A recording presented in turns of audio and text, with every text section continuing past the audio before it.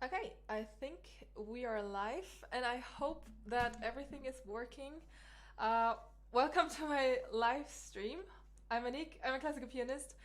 And well, first, before we begin, I hope that everything is fine, that everything is working, the audio is fine, the video is fine. Um, Please just write it in the comments in the live chat so I can check if everything is working. Um, and well, before we get started, let me talk a little bit about the program of today. I'm going to play the Piano Concerto Opus 59 by Moritz Moszkowski. This piano concerto has 4 movements. The first one is Moderato, then the second Andante, the third Scherzo Vivace, and the fourth Allegro deciso. And well, that's pretty unusual because normally a piano concerto has like 3 movements, which is already more than enough. But well, in this case, 4 movements is one of the biggest piano concertos I've ever played, I think. Like maybe next to Rachmaninoff Third. This is definitely one of the biggest piano concertos I've ever played. Yeah, so before we get started, I can see, okay, audio is working. Everything is fine as far as I can see. That's great. I'm very happy about this. I'm happy to welcome so many people again here on this live stream. So I will try to play through the whole concerto today. It's going to be the first time that I'm doing this in front of people, even though nobody is here, but like it still feels like there are people here, that a real audience is here. Unfortunately, I don't have an orchestra that will accompany me, so I'll just play the solo part. Sometimes maybe a little bit awkward because there are some breaks which won't make sense when you're only playing solo. But well, I'll just play through it, or at least I'll try to play through it, and after there will be some time for a little Q&A again. This time there are some new features here. I didn't know this before because like I'm completely new to this live stream stuff. There is the option for the super chat and super sticker. So for everyone who wants to support me and this channel, please consider using the super chat and the super sticker. And also there are some links in the description box where you can support me directly via PayPal or Patreon, or also like a donation link where you can donate into this little donation glass here.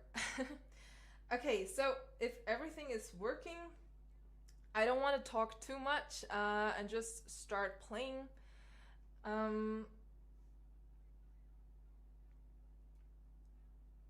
So I will just start playing, and I won't watch the live chat meanwhile to really concentrate on my playing. But as I said before, I will do a little Q&A afterwards. So stay tuned.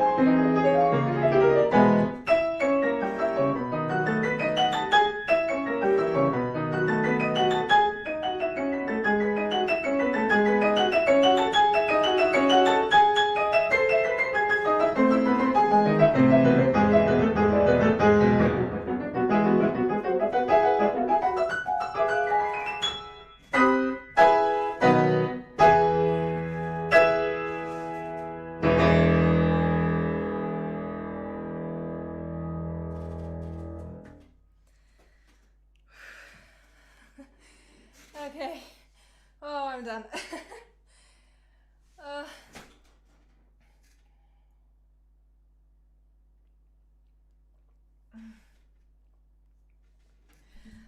Give me a second.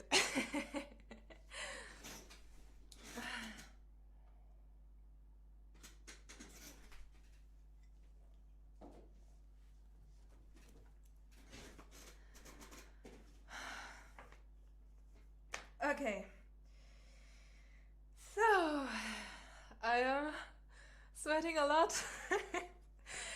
And now I know what's to work on next. This really helped me today, and I think maybe I will do every day a little rehearsal here until my exam. Like, my exam is in 10 days, so we can actually do a little countdown rehearsal live here on YouTube with you together. Thanks a lot for listening. It helps me a lot to know that there are people who are listening. It gives me the feeling of like really performing, and well, I have to get through the piece basically. And well, it is a big support for me now in preparation for my exam.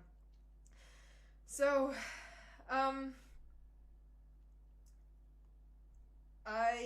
of course, I didn't have any time to look through the chat so far, but we are having a little bit time left for a little Q&A if you want.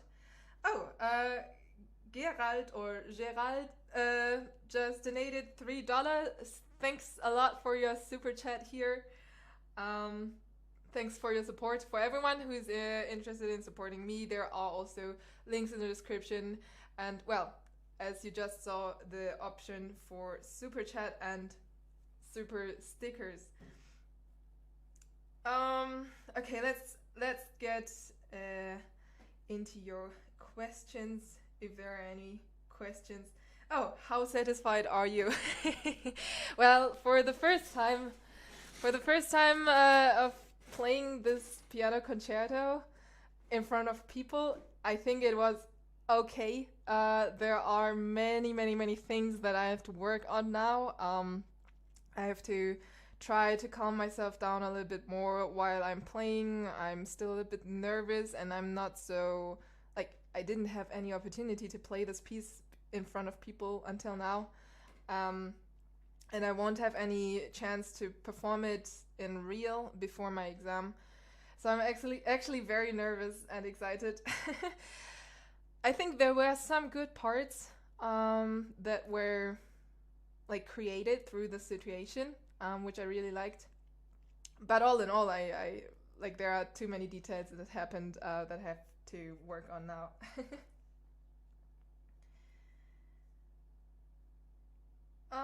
There's a question: how do you work on interpretation, on your interpretation? Because I heard you say you don't listen to recordings so much.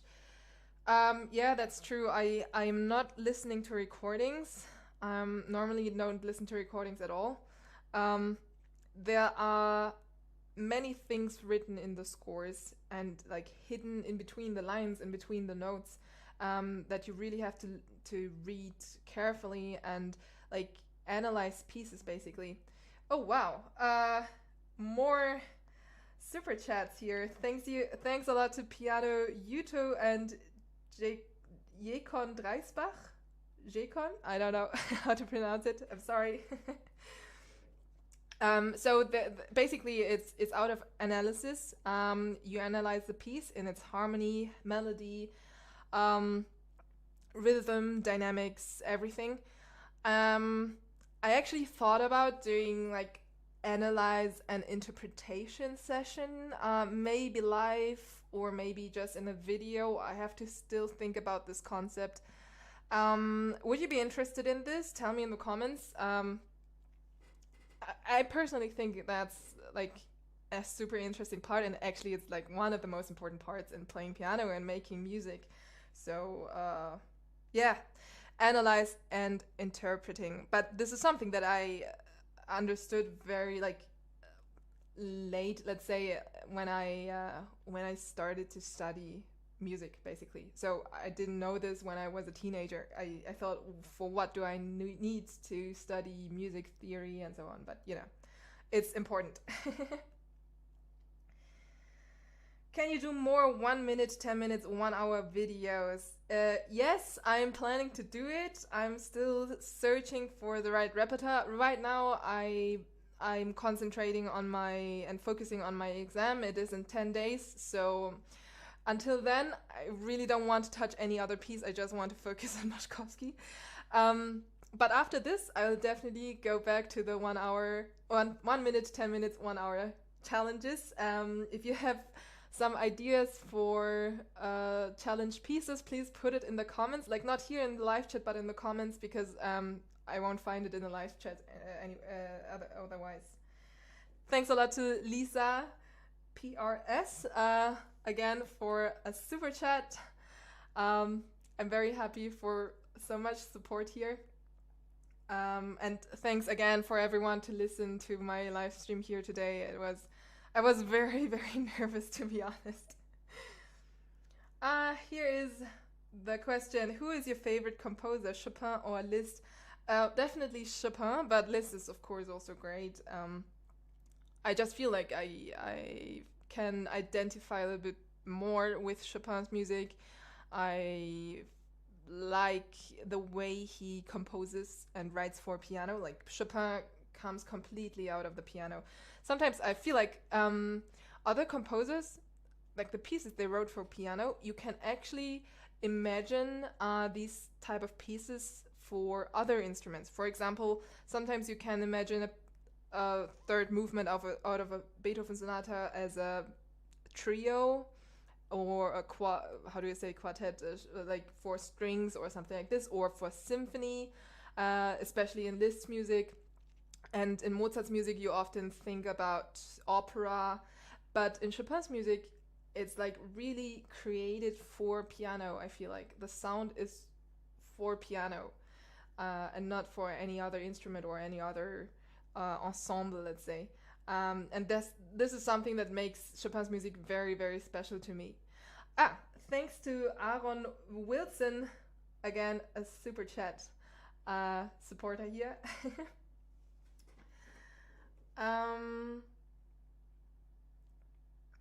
I'm now studying Chopin Opus 66, is Francesco Conidi writing. I studied piano for 8 months, so it's a tough piece for me. Any advices for that piece? Chopin Opus 66. To be honest, I'm not familiar with all the opus numbers. I would have to look it up. Which piece is Opus 66? Then there's also the question. Also, it is possible to become a concert pianist after, even if you started at the age of 12, like me. Actually, my piano professor, Professor Hans-Peter Stenzel, he started playing piano with 12. So, yes, I would definitely say that it is possible to have a professional career and international career and to be successful in it if you start late. Of course, there are some things that might be more difficult for you. It's maybe more intuitive how you learn to play piano when you start very early. I started playing piano with 5, and well, learning to read scores, learning technique, and so on. This was very natural for me, let's say. So, of course, it would be in some points easier. But on the other hand, like when you start late, I feel like, or at least this is what I saw in my professor's career, but maybe this is also part of his character. um, he analyzes a lot. He thinks a lot about the things he's doing, and through this, he's avoiding many mistakes, which I have to like work on a lot to get rid of it, because these are mistakes that I trained from when I was very little.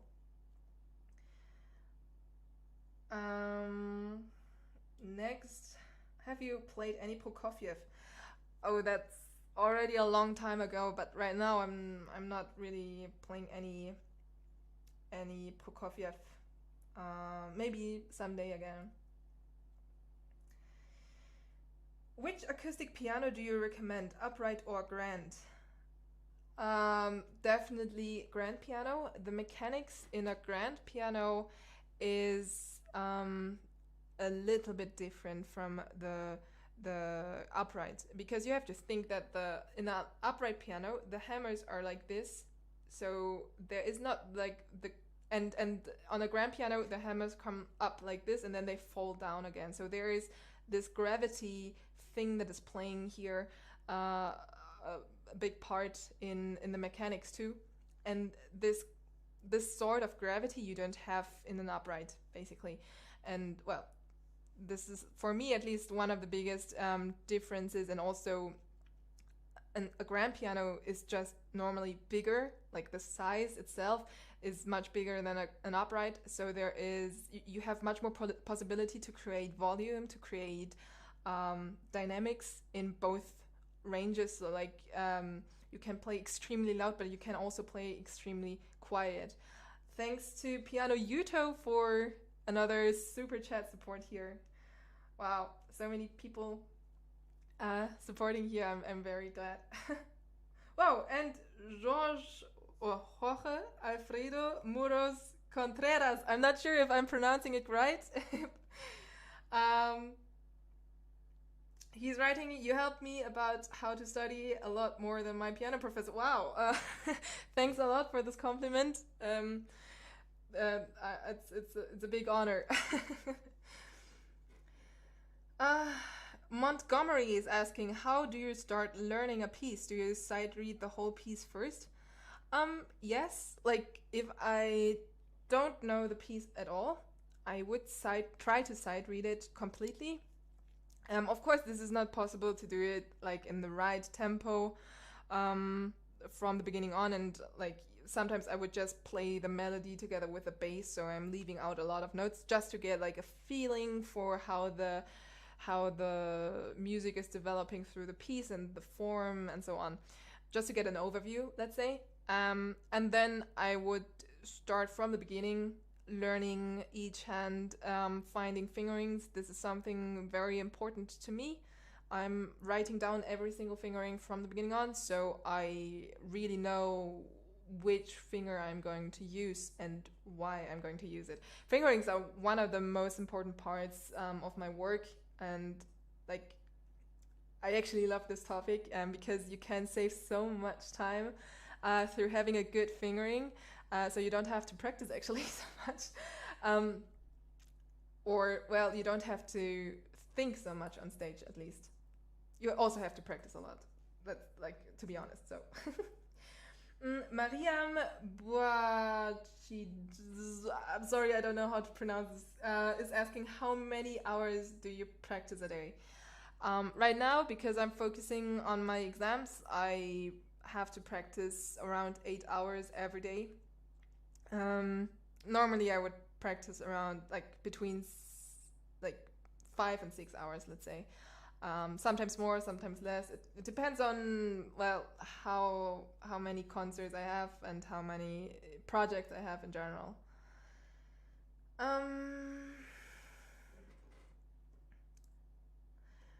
Akash Piano is asking, do you have any tips or tricks for Chopin's Torrent? Torrent is the Chopin Etude Opus 10 number 4. I'm currently learning this at a young age. Please do more Attack on Titan. Okay. Chopin Torrent. Chopin Opus 10 number 4. Well, practice a lot slowly. I know this is nothing new. And get a good fingering for some parts. This is one of the etudes where you can actually do quite a lot with fingerings.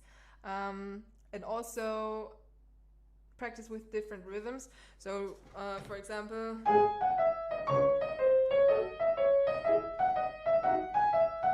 or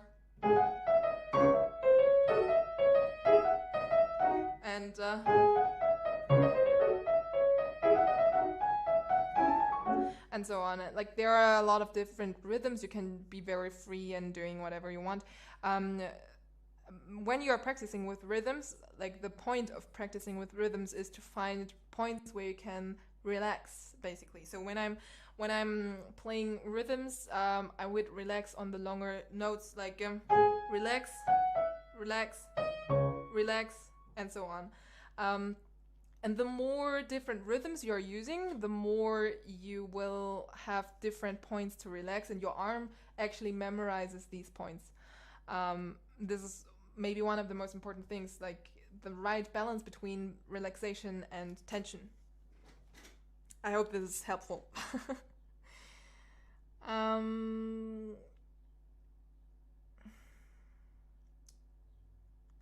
Do you have a dream piano concerto that you want to play soon, and what is it? I always wanted to play Rachmaninoff second. I already played the third one, and I also want to play it again someday, but now after Moszkowski, I would like to play Rachmaninoff second. Mozart D minor is definitely on my wish list. A lot of Mozart stuff, actually.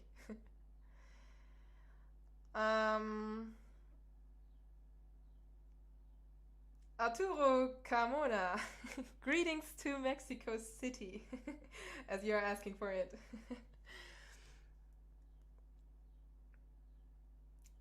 What is your opinion about competitions in general? This is a good question. I participated in competitions when I was younger. A few years ago, I decided for myself to not take place in any competitions anymore. But it's a difficult topic, actually, because I don't want to say that I don't learn anything from competitions. When I was younger, I learned a lot through it. I get motivated through competitions back then.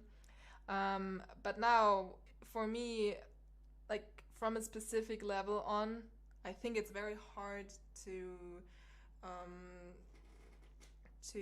for the jury to be objective, because the level of technique, let's say, is very, very high, and then you have to compare the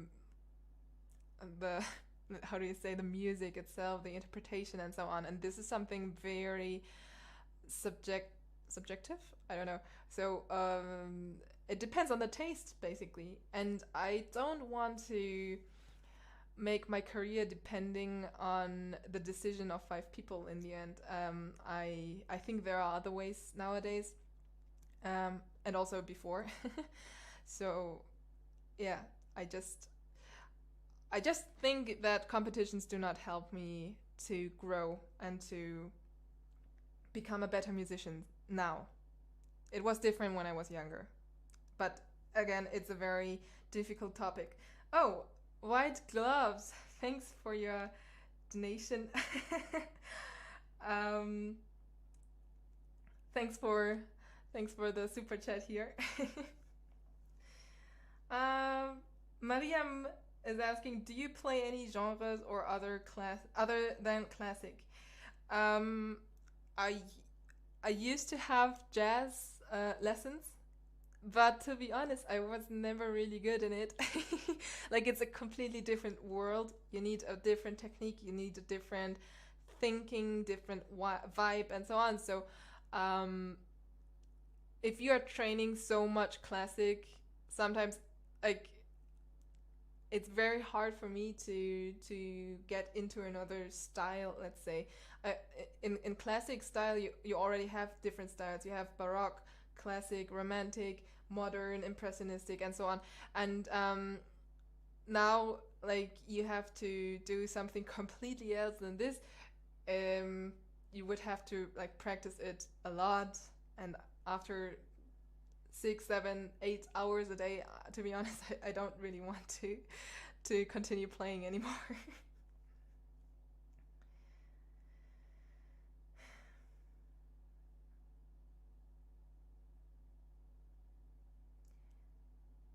How did you organize the learning of the Chopin's etudes?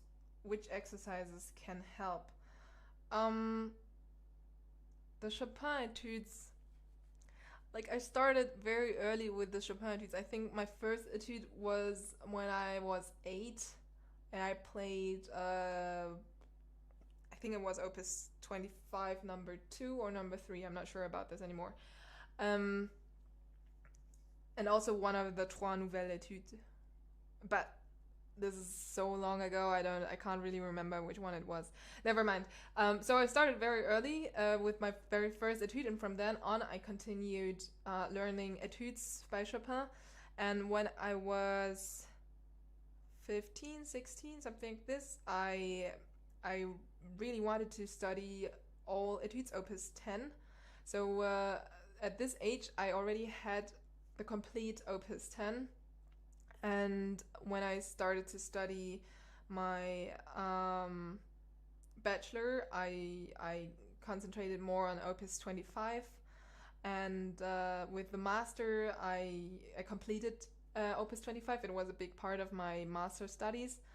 And now, like, for the end of my complete studies, now for my concert exam, I would like to merge it all together, like to have both big cycles in my repertoire simultaneously, which I never did before.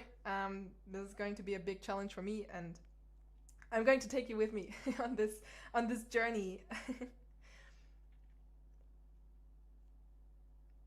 What is your favorite Chopin etude? Um, my favorite one was for a very long time Opus 10 number 1. But now I would actually say that I don't really have a favorite one anymore. After studying all of them, I feel like every one of them is just so special, and I don't really want to decide that one is more special to me than the other. Okay, I can see that it is already 7 here in Germany, and to be honest, I'm a little bit done. So let's finish this live stream. I'll just answer 3 more questions, and then we'll see us tomorrow again, because I would like to continue this rehearsal stuff, so I get a little bit used to the performing mood, let's say. What is your favorite Hungarian dance or rhapsody? You mean by list, I guess. So I actually played the number 12 when I was 12 or 14. I don't know. I don't remember. I actually really like this one, but I never played any other of them. and I never really listened to others. So I can't answer this question so much, I guess.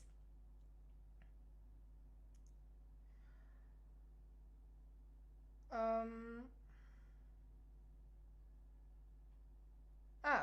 Opus 66 is Fantasie impromptu. Now I know. Okay, back to your question. Tips for Fantasie impromptu. Um, well, first of all, you should get to know the rhythm. If I remember right, it's 3 against 4 or 4 against 3, something like this. So you should learn to get this rhythm into your body, and then try to not rush. So play a lot slowly, play a lot with metronome, and sing. Try to get like this feeling for the movements in this piece. But this basically counts for every piece you play. Oh, thanks a lot to Arturo Carmona for your donation. Okay, last question for today. What would be your three main advice for a total beginner to improve as fast as possible? Three basic tips: posture, breathing, fingering. These are my tips for anyone, not only for beginners but also for advanced people, pianists. I think this is something very essential for playing piano and something that we tend to forget very often. So breathing, like how to breathe together with the music, as we don't really have to breathe to create a sound on the piano. We often forget this part. For example, if you sing, you automatically have to breathe and you have to think of how to breathe. And the same counts for piano, because you're creating music, you're creating a singing sound, or at least this is what you want to create often at the piano. And posture is not only healthy for your playing and for your body, it's also supporting your playing, because you feel a bit more secure. You get a better overview if you stay in a good posture. So this is something that is also very, very important to me. And the last one, the fingering. I talked about this in another video, I think, like the nature of our fingers and also some tips and tricks about how to find a good fingering. You'll find these videos on my channel. The fingering is basically like a choreography for me, a choreography for your fingers to dance with the music on the keys. So often the most obvious fingering, the normal fingering, is not always the best. Sometimes we need a special fingering that is recreating some movements, that is forcing our elbows to move, our wrists to move, our body to move. So it's not only about playing with our body, and this is something very, very essential. So I sometimes feel like fingering is not representing the right thing, because we are not only playing piano with our fingers, but with the complete, like with everything we have, basically. Okay, I think this is enough for today. To be honest, I'm I'm completely done. But I'll be here tomorrow again, same time, same program, and afterwards again with a little Q&A. I hope there will be many people again joining me here live on YouTube. I wish everyone a nice day or a nice evening, depending on where you are. And yeah, see you tomorrow. Bye, everyone.